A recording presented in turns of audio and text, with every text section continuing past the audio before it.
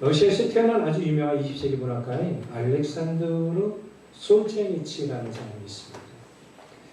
그는 1970년대 노벨 문학상을 받았던 사람이기도 하죠. 그는 어렸을 때 이 소련이라는 나라의 환경이 매우 좋지 못한 그런 환경 속에서 자랐습니다. 러시아 혁명이 일어난 시기였어요. 이 러시아 혁명은 결국 소련이라는 나라를 공산국가로 만들게 되었잖아요. 근데 솔제니치가 자란 유년 시절에 나라의 어려운 상황을 보면서 나이 든 어른들이 이런 말들을 자주 했다고 합니다. 이 나라에 닥친 이 어려운 상황이 큰 재난이야. 그런데 이 재난의 원인은 사람들이 하나님을 잃어버리고 있어. 이 이야기를 많이 들었다고 해요. 그러나 다음에 이 솔제니치가 이 문학을 하면서 이제 결국은 나라에 대한 상황을 걱정하고 50년 동안 러시아 혁명에 대해서 연구를 하게 됩니다. 그러고 난 다음에 결과적으로 놓고 그는 이렇게 말하고 있습니다. 러시아 혁명으로 인하여 이 나라의 6천만 명의 삶의 불행을 초래하게 된 원인을 간결하게 한마디로 이야기를 한다면 사람들이 하나님을 잃어버렸기 때문이다. 그런 러시아 공산혁명을 통하여 나라가 어려움에 빠지게 된 것이 사람들이 하나님을 잃어버리고 하나님을 떠났기 때문이라고 그는 평가하고 있다는 것이죠. 본문에 나오는 두아리아 교회도 과거에 좋았던 신앙적인 모습을 잃어버려요. 여러분, 우리나라가 그랬어요. 여러분들도 과거에 좋았던 신앙의 모습이 아마 있었을 겁니다. 그런데 이 신앙의 모습을 잃어버려요. 본문의 배경이 되는 장수가 두아리아라는 도시는 산업이 발전한 곳입니다. 금속 세공술이 있었고 양모 방직이, 그다음 피력 가공, 염색 산업이 발달했어요. 당시 여러분 이런 산업은 굉장히 경제적으로 돈이 되는 산업이었어요. 심지어 이곳에 이런 산업이 발전하다 보니까 조합이 만들어졌어요. 여러분들 조합이 만들어진 거 아시죠? 어떤 밀집 공단이 있다 보면 어떤 주로 같은 분야에 있는 그 조합을 만들지 않습니까? 그래서 이 조합이 있을 정도로 이곳은 산업이 아주 발전한 곳이었습니다. 그러다 보니까 그들은 돈을 많이 벌어서 풍족하게 되었어요. 여러분, 우리가 여기서 착각하면 안 되는 게 뭐냐면 우리 경제가 회복이 되고 돈을 많이 벌었다고 한다면 그것이 하나님이 주신 은혜일 수도 있지만 내가 세상과 타협을 해서 얻어진 결과물일 수도 있다는 것. 오늘 말씀이 여러분 그것을 우리에게 말씀하는 것입니다. 그런데 지금 두아리아 교회는 세상과 타협을 해서 경제적으로 풍족해졌어요. 그러니까 결과적으로 보면 그들은 이중적인 신앙의 모습을 취하게 된 거예요. 곧 세상과 겸하여 하나님을 섬기게 된 겁니다. 저는 오늘 세 가지 말씀을 통해서 우리가 신앙을 점검하고 어떤 삶의 방향으로 나아갈 것인가 함께 말씀을 나누고자 합니다. 첫 번째로 주님께서 불꽃 같은 눈으로 교회를 보고 계십니다.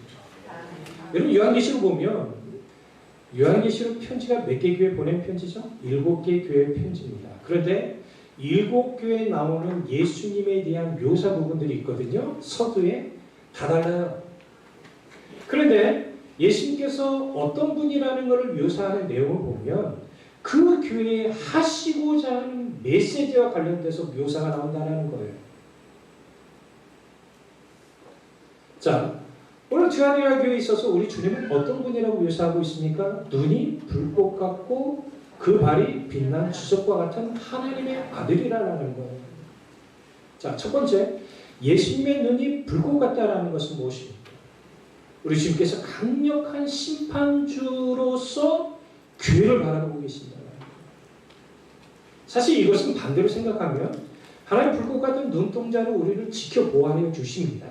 그러나 하나님은 그의 백성이 하나님을 원하는 길에서 떠나버리면 심판주로서 세워지는 것이죠. 그래서 여러분들이 신앙생활하면서 만약에 어려움들을 여러분 경험하게 되면 제가 여러 차례 반복적으로 말씀을 드리지만 이것이 단순히 어려움이 나에게 주어진 것이 단순한 것으로 여기지 않았으면 좋겠다는 거예요. 하나님은 우리의 믿음을 연단시키기 위해서 주신 것일 수도 있지만 우리 죄에 대해서도 하나님께서 심판하는 내용이 우리에게 어려움을 주실 수도 있다는 것이죠. 두 번째, 예수님은 빛난 주석과 같은, 그분의 발이 빛난 주석과 같다고 말씀하십니다. 여러분, 예수님의 영광스러운 모습을 여러분 이렇게 표현하고 있는데, 이것을 의도적으로 이런 표현한 이유가 무엇이냐면, 당시에 두아데라를 여러분 두아데라 사람들이 많이 이렇게 숭배했던 대상이 누구였냐면 빛의 당시에 그리스 신화에 나왔던 아폴로였어요. 아폴로. 그래서 여러분들 달 할 때 이름이 뭐였죠? 아폴로였잖아요. 아폴로. 빛. 그러니까 제우스의 아들 아폴로를 그들이 엄청나게 숭배하고 있었어요. 그런데 실상은 그 빛의 신인 아폴로보다도 빛이 되신 분이 누구시다? 우리 주님이라는 것을 두아데라 교회가 알아야 한다는 거예요. 우리가 여기 이 땅에 살아갈 때도 마찬가지예요. 착각하면요, 우리 빛이 되시는 주님을 바라보지 않고 우리 빛을 어디다가요? 세상에다 바라보고 살아갈 수 있습니다. 본문 19절에 보면 우리 주님께서 두아데라 교회에 대해서 먼저 알고 계시는 내용이 있습니다. 여러분, 하나님은요 우리 모든 걸 다 아셔요. 교회에 대해서도 평가할 때도, 성도에 대해서 이야기할 때도 다 아셔요. 우리는 사람들을 속일 수는 있지만 하나님은 우리들의 마음까지, 심령 깊은 곳까지 전부 다 아시는 분이시죠. 먼저 두아데라 교회에서 칭찬할 부분이 있습니다. 5가지를 칭찬하고 있는데 그들의 사업을 합니다. 사업을 칭찬하시죠. 사업은 여러분 제가 예전에도 말씀드렸어요. 우리가 뭐 어떤 비즈니스 이 사업을 얘기하는 게 아닙니다. 주의 복음을 위하여 그들이 헌신했던 사역을 말하는 것이죠. 그래서 워크라고 볼 수 있습니다. 사역. 그 다음에 뭘 하나님께서 칭찬하십니까? 사랑이에요. 여러분, 교회가 진정으로 뜨거운 교회는 사랑의 교회입니다. 하나님을 사랑하고 그 하나님의 사랑의 모습이 우리 눈에 보여집니다. 그 모습은 뭡니까? 교회를 사랑해요.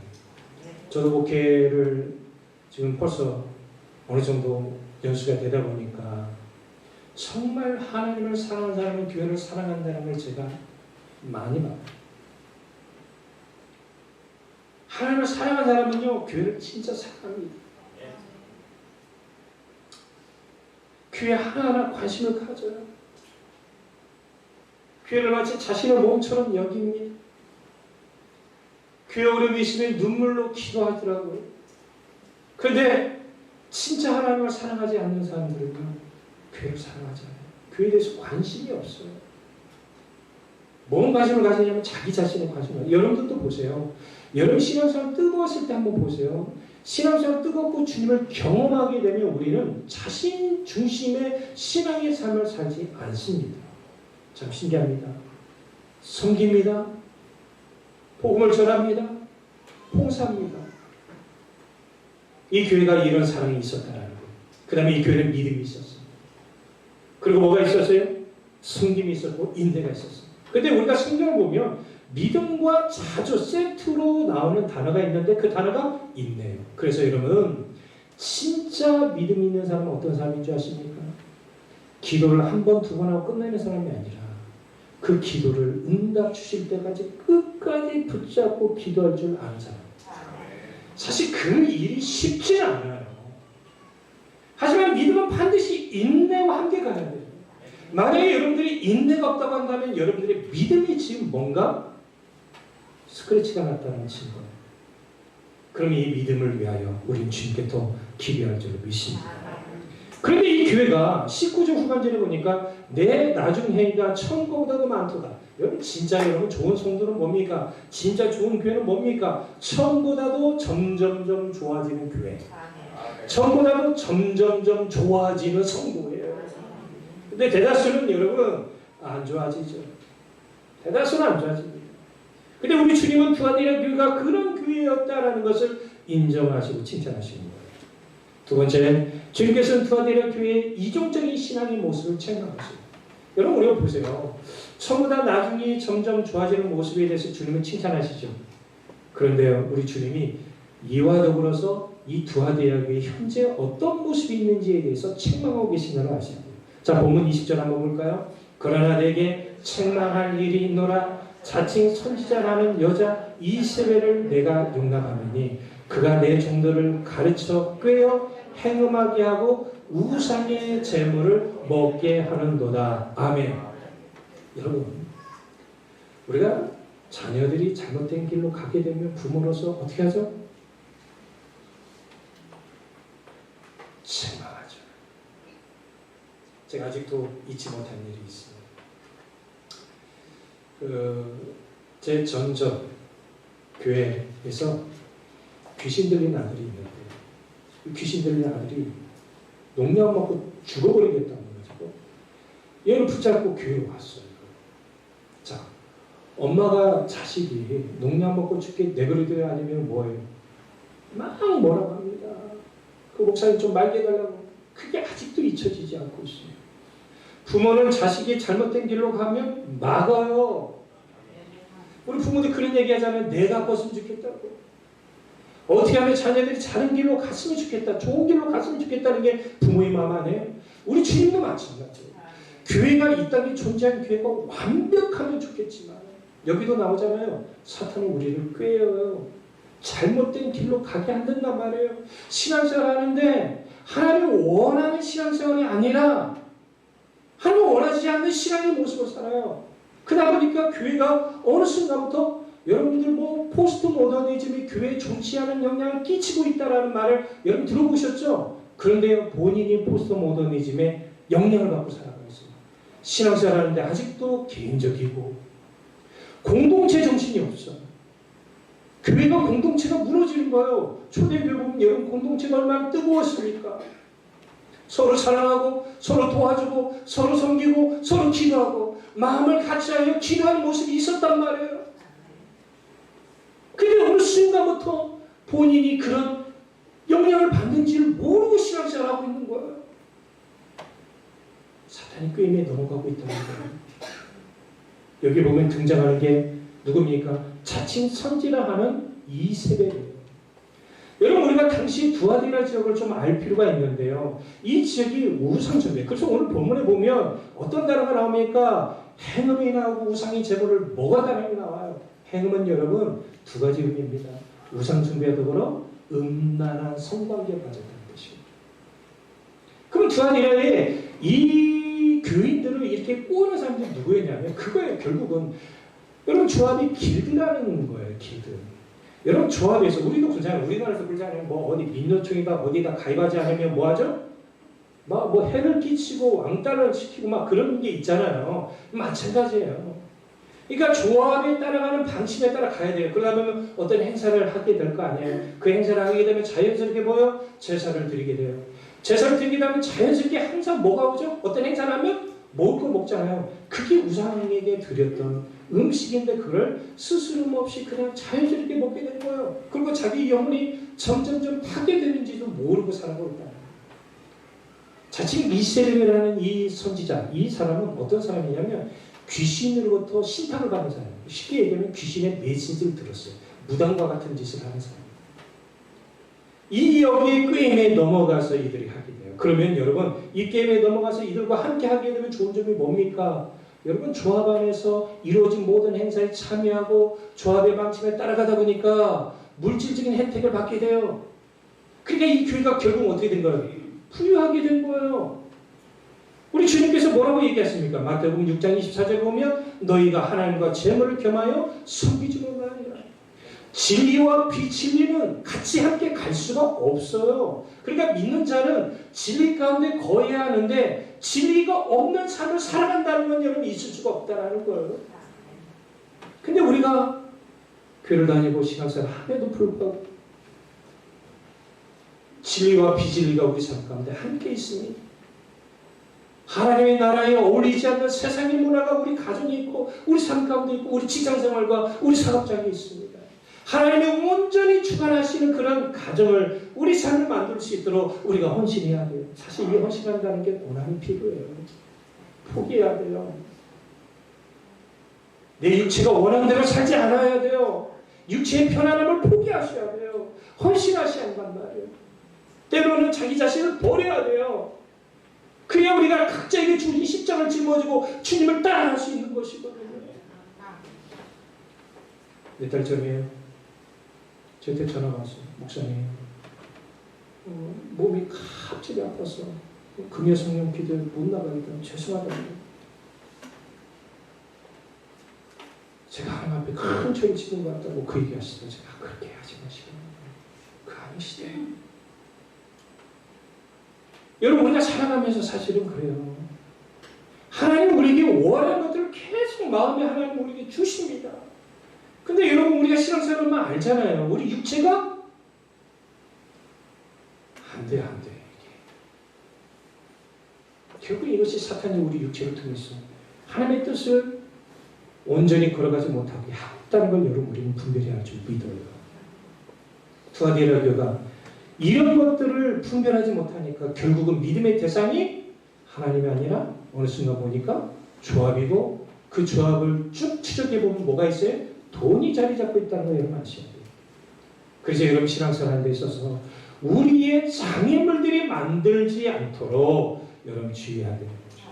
그래서 여러분들 신앙생활하면, 제가 죄송해요, 목사로서 얘기하지만 신앙생활 버리신 분들 보면 대체적으로 어떤 분들이 하면 가족 중심, 돈, 직장, 일, 거의 다 그거예요. 그쪽에 여러분 사탄이 여러분들이 신령을, 여러분 가정을, 여러분 가족 구성원들을 데려가지 않도록 우리 깨어야 할 줄 믿습니다. 세 번째로, 주님께서는 현실의 문제와 타협하지 않고 오직 하나님만 의지하는 자에게 상급을 주신다는 거예요. 저는요, 무엇보다도 이 세 번째 말씀 여러분 강조하고 싶어요. 사실 여러분 요한계시를 보면 하나님은 모든 교회가 잘못한 것에 대해서 책망하시지만 그 뒤에 회복의 말씀을 주시죠. 그 회복의 말씀의 중심 뭐가 있어요? 따라합시다. 회개하라. 돌이키라는 거예요. 여러분, 만약에 하나님께서 우리가 잘못한 것 하나하나 전부 다 지적하시면, 심판하시면, 저부터 여러분 하나님 심판으로 저 세상 가해서 목사님 저도 하나님 앞에서 때로는 여러분들 앞에서 부끄러울 때가 참 많아요. 여전히 부족하구나, 여전히 연약하구나. 오늘도 제가 기도하면서 그런 걸 느꼈어요. 우리 성도들에게 더 많은 기도를 해야 할 텐데, 우리 성도들이 더 많은 걸. 어제 우리 오랜만에 우리 성도님 한번, 조매순 성도님 아들하고 통화를 하는데, 코로나 때문에 아들이 좀 집에 신방 오는 걸 원하지 않았거든요. 요즘 어머님 좀 어떠세요? 그랬더니 어머니가 정신이 맑아졌다. 정신이 맑아졌대. 치매는 있지만 정신이 맑아졌다는 거예요. 건강해지셨다는 거예요. 그러니까 목사님은 마음이 좋아요, 안 좋아요? 좋죠.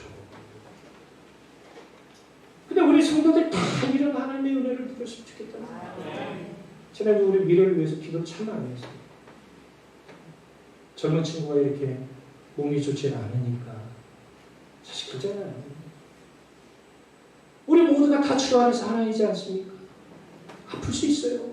넘어질 수 있어요. 죄를 지을 수 있어요. 중요한 건 뭐냐면 거기서 끝나면 안 된다는 거예요. 그 뒤에 하나님이 우리에게 회복의 은혜를 주실 것이라는 걸 믿음으로 붙잡고 우리는 주님 앞에 나가야 돼요. 그래서 신앙은 우리에게 뭐라고 합니까? 주님을 전적으로 의지해야만 삶의 개선이 있고 앞에 하나님이 우리가 소망하는 모든 것들이 이루어진다라고 성경은 말씀하십니다. 특별히 여러분 오늘 본문의 말씀 우리가 상품 얘기를 하시며 본문 26절의 말씀 보면 신앙과 현실의 문제에 있어서 신앙을 선택해서 믿음으로 현실을 이기는 삶을 살아가는 거예요. 사실 그래요. 현실적으로 어려운 문제가 있을 때 얼마나 힘든지 아십니까? 요즘 이런 코로나 때문에 우리 목회자들이 너무 힘들어요.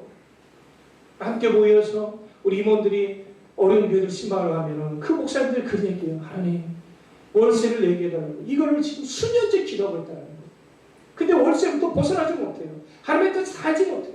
어떤 분은 하나님 앞에 기도하다가 이 자녀가 없거든요. 하나님이 자녀를 주시겠다고 약속을 했어요. 근데 나이가 60이 넘었어. 하나님 언제 주시려고 하십니까? 알고 보니까 예전에 입양할 수 있는 기회가 있었는데 본인이 생각했을 때 하나님이 본인의 몸을 통해서 주실 거라고 생각했는데 나중에 살게 된 게 뭐냐면 그 입양을 할 수 있는 기회가 바로 하나님 주신 약속이었다는 걸 나중에 살게 되는 거예요. 하나님 우리에게 분명히 말씀하셔요. 우리에게 현재의 어려움이 있어도 그 어려운 문제에 대해서 하나님 붙잡고 의지하면 하나님 반드시 어딘가는 때가 되면 은혜를 주실 거라는 거예요. 그게 바로 오늘 본문의 말씀인데, 특별히 하나님께서 이기는 자에게 어떤 영광스러운 은혜를 주신다고 그래요? 만국을 다스리는 권세. 이걸 뭡니까? 주님과 함께 저 천국에서 왕같은 사람으로 세워진다라는 거예요. 아멘. 그리고 보면 28절에 나오듯이 무엇을 주신다고 그래요? 새벽별을 준다고 그래요. 여러분 새벽별 제가 예전에 여러분 소개해드린 적이 있죠. 우리 학교 가면 예전에 이 상이 많았죠. 비너스 아시죠? 비너스 하면 생각하는 게 뭐예요? 미 아니에요? 아름다운 미. 맞죠? 똑같아요. 당시 여러분들 새벽별과 같은 존재가 바로 비너스였어요. 그래서 사람들이 이 비너스 상에 뭐였어요? 절을 하고 우상 숭배를 했다는 거 아셔야 돼요. 제가 예전에 일본 단기 선교 갔을 때 CCC 선교사님이 저희들을 가이드해 주셨습니다. 아침 일찍 목사님들 저거 갈 데가 있습니다 하고 데려갔어요. 어디로 갔냐면 신사를 데려갔어요. 갔더니 뭐 재밌대요. 학문신, 재물신, 성공신, 신이라는 신은 거기 다 있더라고요. 제가 전에 사역했던 교회에서 중국의 옌타이라는 곳에 단기 성교를 7번이나 성도들과 학생들, 청년들 데리고 들어갔어요. 꼭 어디로 가냐면 봉래시라는 곳이 있어요. 봉래시 가보면요 1층부터 거기가 10몇 층인가요? 탑처럼 이렇게 돼 있어요. 이 세상에 있는 신들이 다 거기 집합이 있어요. 관우신부터 시작해가 장비신, 유비신, 잘 아시죠? 익숙한 이름이죠? 신하신들 다 만들어놨어요. 그러니까 당시에 사람들이 그랬어요. 여러분 그래서 그리스 로마 신화 보면 신이 한둘이 아니에요. 복잡해요. 신이 신을 죽이고 신으로 이게 너무 복잡한 세계예요. 그러니까 사람들이 그렇게 살았단 말이에요. 우리는 얼마나 감사해요. 하나님 한 분이시니까. 복잡하지도 않아요. 있는 예배 그대로 최선을 다해서 드리면 되고 하나님 말씀 주신 말씀 그대로 살아가면 되고 우리가 부족을 연약하기 때문에 우리에게 주의 성령을 약속하셨잖아요. 그러니까 성령을 붙잡고 의지하면 성령 주신 힘으로 우리가 얼마든지 어려운 난관을 이기며 나아갈 수 있게 되는 거예요. 저는요, 제 신앙을 다시금 점검하게 된 게 누굴 보면서냐면 저희 사모의 외할머니예요. 사모의 외할머니가 장수하셨거든요. 100세 넘기셨으니까. 엄청 장수하셨죠. 여러 번 죽을 고비가 있었는데 안 들어가셨어요. 가족들이 모이면 또 깨어나시고 이 여러 번 하셨어요. 근데요, 이 할머니에게 찾아봤는데 이 할머니가요, 목사님 저에게 기도해 주셔요. 기도해 주셔요. 근데요, 기도가 힘이 느껴져요. 이게 100세가 넘으신 분이 제가 느껴진 게 뭔지 아십니까? 우리 육신은 쇠하여도 성령이 우리를 붙잡아 주시면 나이는 숫자에 불과해요. 아까 우리 장로님께서 기도하실 때 참 그래요. 우리 지난 금요 성령 기도에 우리 부모님들 놓고 기도했거든요. 하나님, 이들 육신에 쇠한 거는 어쩔 수가 없어요. 사람이 여러분 많이 쓰면 고장나게 되어 있죠. 저희 어머니도 무릎이 다 고장나고 둘 다 수술하셨거든요. 다 그래요. 그런데 영원한 하나님 주신 은혜가 있습니다. 하나님 나라를 바라보며 살아갈 줄 믿습니다. 박다희가 아멘했어요. 지금 나이를 지극히 두고 계시는 거예요. 청년이 아멘하니까 나도 모르게 야, 앞으로 남은 인생이 뭐 영혼이 충만하기를 기도합니다. 그런 것 같아요. 사랑하는 성도들이요, 정말 우리 주님만 붙잡고 의지하십시오. 그래야 교회가 살 길이 열려지고 여러분의 삶 가운데 하나님이 주신 은혜가 있는 거예요. 물론 현실적으로 어려운 문제가 그대로 공존할 때가 있다니까요. 그런데요, 하나님의 은혜가 있는 사람은 그런 문제가 동일하게 있어도 이겨낼 수가 있는 거예요. 그래서 여러분 그런 사람들은 긍정적인 마인드가 있는 거예요. 길이 있겠죠. 앞으로 하나님의 응답이 있겠죠. 하나님의 상황을 허락해 주시겠죠. 하나님께서 사람을 붙여주시겠죠. 아멘 하시기 바라요. 그래서 전적으로 하나님을 의지하라는 거예요. 말씀 마무리합니다. 오늘 본문을 통해서 우리 세 가지 교훈을 얻을 수 있습니다. 첫 번째는 뭡니까? 주님께서는 디아데라 교회를 통하여 우리의 이중적인 신앙의 모습을 해결하고 있습니다. 여전히 세상과 겸하여, 여전히 물질과 겸하여 하나님을 예배하고 섬기고 있다면 철저하게 회개하셔야 됩니다. 두 번째로 정당한 수입이 있는 삶을 살아야 한다는 것입니다. 사실 돈의 유혹은 매우 달콤합니다. 저도 이렇게 성도들과 교제 나누다 보면 이런 걸 질문하시는 계세요. 목사님, 내가 신앙이 이렇게 잘할 때 왜 이렇게 유혹이 오는지 모르겠더라. 네. 어제도 몇 주 동안 세신대 나누셔서 전화를 했죠. 목사님, 다음 주에 꼭 갈게요. 오늘만 일이 있어서 못 간다고 다음 주에 꼭 오세요. 믿음 꺾어질 수가 있습니다. 왜요? 우린 너무 많이 봐요. 사실 그래요. 믿음이 내가 올라갈 만하고 기도의 열이 붙일 만하면 사탄은 그걸 끌어내려고 그래요. 수입이 특히 여러분 정상적인 정당적인 수입의 삶을 살아가지 않잖아요. 돈이 우리 삶을 이끌어가고 결국 그것은 우리 영혼을 파괴합니다. 반드시 파괴해요. 근데요, 제가 들은 게 하나 있습니다. 제가 신학교 때 하나님이 근데 그 사람이 돈으로 인해서 파괴된 삶을 살아가고 있잖아요. 근데 하나님이 이 사람을 사랑하셔. 근데 하나님이 때려요. 기회를 주셔요. 말 안 들어요. 그러면요, 크게 맞고 와요. 저는 우리 교회 성도 중에 그런 분들이 한 번도 없게 되길 바라요. 그래서 여러분들 우리 가족 중에 돈을 쫓아가는 사람이 있다고 한다면 여러분 깨어서 기도하셔야 돼요. 눈물로 기도하셔야 돼요. 아멘. 디모데전서 6장 10절에 보면 사도 바울이 뭐라고 합니까? 돈을 사랑함이 일만 악의 뿌리가 되나니 이것을 사모하는 자들이 미혹을 받아 믿음에서 떠나 많은 근심으로 결국은 자기가 그렇게 된다는 거예요. 그러니까 이 심판은요, 하나님께서 그대로 놔두실 거예요. 그래서 결국은 자기가 그 심판을 당하게 본인이 그렇게 행동하는 거예요. 세 번째입니다. 주님께서는 두아데의 교회를 향하여 교회가 가지고 있는 믿음의 신앙을 끝까지 굳건히 잡고 지키라고 말씀하십니다. 이 말씀이 본문 25절이죠. 자, 읽어볼까요? 다만 너에게 있는 것을 내가 올 때까지 굳게 잡으라. 사실 여러분 굳게 잡는다는 거 쉽지 않아요. 제가요 이 말씀 준비하다가 굳게 잡으라 이 말이 순간 저희 딸이 생각나요. 야, 저희 딸이요 사진을 보잖아요. 그러면 먹을 거 들고 있는 사진들이 왜 이렇게 많더라고요. 어렸을 때. 근데 제가 저희 딸에게 장난을 많이 쳤거든요. 예. 여러분 그거 아시죠? 아빠들은 장난 잘 치는 거 아시죠? 애들이 아이스크림 엄마 한 입 줘. 그럼 엄마는 주는데 아빠는 안 줘요. 아시죠? 왜냐면 아빠는 한 입이 아니라 다 먹어버리잖아요. 그게 아빠들의 장난 그게 있거든요. 근데요, 우리 딸은요, 그걸 한 번, 두 번 당을 한 다음에 꽉 잡더라고요. 그게 설교 시간에 기억이 나는 거예요. 그리고 집에 팍 넣어버려. 어느 순간에 아빠 한 입 조금 넣어버려 그냥. 그럼 우리가요, 자기가 하나님께 주신 이 믿음을 굳게 잡지 않잖아요. 빼앗기게 돼 있어요. 오늘 이 말씀 잘 기억하셔서 우리 정신 차려야 합니다.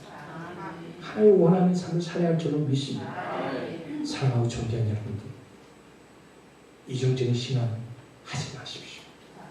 이제는 세상에 팔을 놓는 거, 자기중심의 신앙의 삶으로도 다리를 떼서 온전히 주님께로 두는 여러분 되시고 주 예수 그리스도 이름 축복합니다.